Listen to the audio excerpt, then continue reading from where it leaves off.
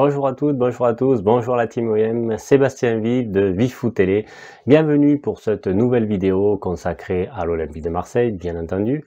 Donc je voulais faire un petit peu un point sur les deux derniers matchs qu'il y a eu face à Saint-Etienne et face à Lille, et enchaîner sur le jeu ou le manque de jeu qu'il y a eu durant ces deux rencontres. Alors, déjà revenir sur les matchs de face à Saint-Etienne et face à Lille. Donc face à Saint-Etienne, il n'y a rien eu. Je crois que 3 jours après la victoire à Paris, l'OM n'avait plus de jus, n'avait plus d'influx nerveux, a tout donné au parc pour arracher cette victoire. Donc il n'y avait plus d'énergie, il n'y avait plus de niaque, il n'y avait plus de jambes. On dirait qu'il n'y avait plus de technique même, il n'y avait plus de duel, il y avait plus rien, quoi. C'était vraiment un match sans. Et c'est logiquement que l'OM s'est incliné 2-0 avec des prestations vraiment catastrophiques, que notamment Balerdi, qui a été assez pitoyable, et bien d'autres. Et ensuite, l'OM a enchaîné avec Lille. Et là, l'OM a été largement dominé, outrageusement dominé. Physiquement, on a l'impression que les Marseillais étaient explosés au bout de 20 minutes de jeu, et à la mi-temps, Rongier a dit qu'il n'en pouvait plus. Donc c'est assez surprenant. Donc une équipe qui n'a plus de ressources, plus d'énergie. Alors bien sûr, ça s'explique par la préparation tronquée qu'il y a eu, puisqu'il y a eu beaucoup de cas de Covid de l'OM et que les Marseillais n'ont pas pu s'entraîner correctement. Donc c'est vrai que la préparation physique d'avant-saison n'a pas pu être faite correctement et entamer la saison, je dirais, quasiment tambour battant. Donc ça n'a pas été le cas. Donc il y a ça, forcément. Il y a aussi des joueurs qui n'ont pas la même condition physique, puisqu'il y en a qui ont eu le Covid, d'autres non. Mais bon, malgré tout, c'est quand même assez général, parce qu'il n'y en a quand même pas beaucoup qui sortent du lot, j'entends physiquement, quoi. On a vu un Rongier qui normalement abat vraiment beaucoup de kilomètres sur un terrain, qui a semblé vraiment physiquement à la rue, et d'autres. Après, c'est techniquement que c'est aussi catastrophique quand on voit les ratés de passes que peut faire Caleta-Car, alors que normalement il est quand même assez doué dans cet exercice-là. Payet, Thauvin, des passes vraiment casquettes. Et en phase offensive, pour aller chercher l'avant-dernier geste et le dernier geste. Donc ensuite, pour aller chercher l'avant-dernier geste, le dernier geste, c'est pareil, c'est vraiment des ratés incroyables techniquement. Enfin, c'est très pauvre. Après, il manque aussi de lien entre le jeu. Il y a beaucoup d'espace entre les lignes. Quand on est en phase défensive, ça resserre pas, on resserre pas les adversaires. On leur laisse beaucoup d'espace. Ils peuvent vraiment avancer comme ils veulent, et ensuite trouver des intervalles. Donc c'est assez impressionnant au niveau tactique, où il y a vraiment beaucoup de lacunes.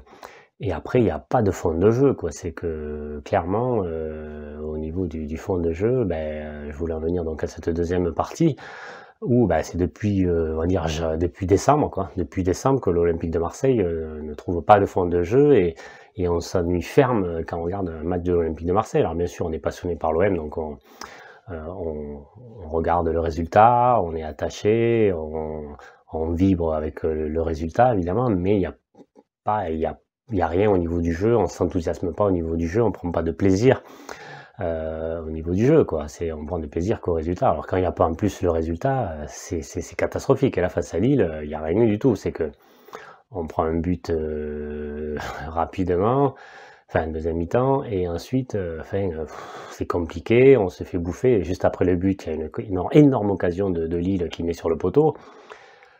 Et après, heureusement qu'il y a Mandanda, qui est irréprochable depuis le début de la saison. Il fait encore des arrêts monstrueux. Face à Saint-Etienne, il en a fait 4. Là, il en a sûrement fait 3 ou 4 pareils. Il maintient l'OM en vie, et grâce à lui, on arrive à avoir ce résultat nul qui est quand même miraculeux face à Lille. Donc ça n'empêche pas qu'effectivement il n'y a pas eu de jeu. Depuis le début de la saison, il n'y a pas eu de jeu. Face à Brest, on s'est fait largement dominer. Face à Paris, on s'est fait largement dominer. Face à Saint-Etienne, on s'est fait dominer. Et face à Lille, on s'est fait écraser. Donc voilà, on n'arrive pas à avoir la possession, on n'arrive pas à avoir un fond de jeu, on ne voit pas vraiment de projet de jeu dans cette équipe. Alors bien sûr, c'est lié à André Villas-Boas, bien sûr, on l'adore, mais c'est vrai qu'au niveau du jeu, c'est compliqué.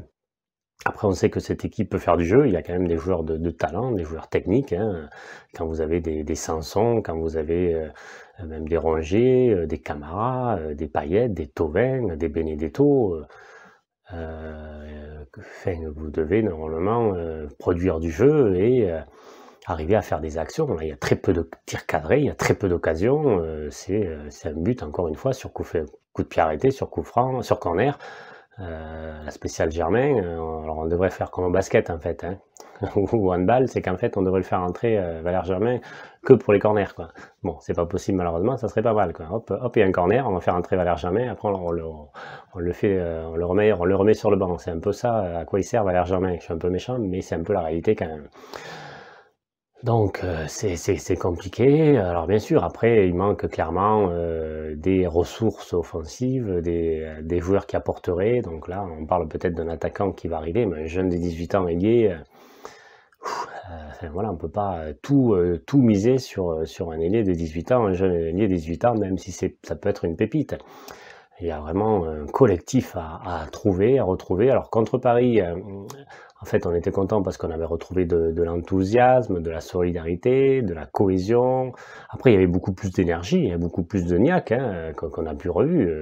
Payet y jouait là, j'ai pas remarqué, et d'autres. Donc ça y est pas. Et quand ça y est pas, et qu'en plus il n'y a pas de jeu, il n'y a pas de collectif, il n'y a pas de lien, il n'y a pas d'avancée, je dirais même de créativité, quoi. Ça manque de créativité. C'est lent, c'est très très lent. Ça part de derrière, mais c'est hyper lent.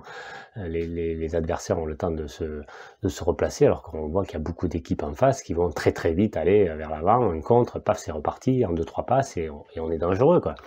Forcément, si on met diplôme avant de repartir de l'avant et trouver une intervalle, forcément l'adversaire va voir. Après, il y a des problèmes au niveau individuel. Alors, clairement, on sait qu'on a une équipe qui est pas trop mal, mais elle est quand même assez moyenne, hein.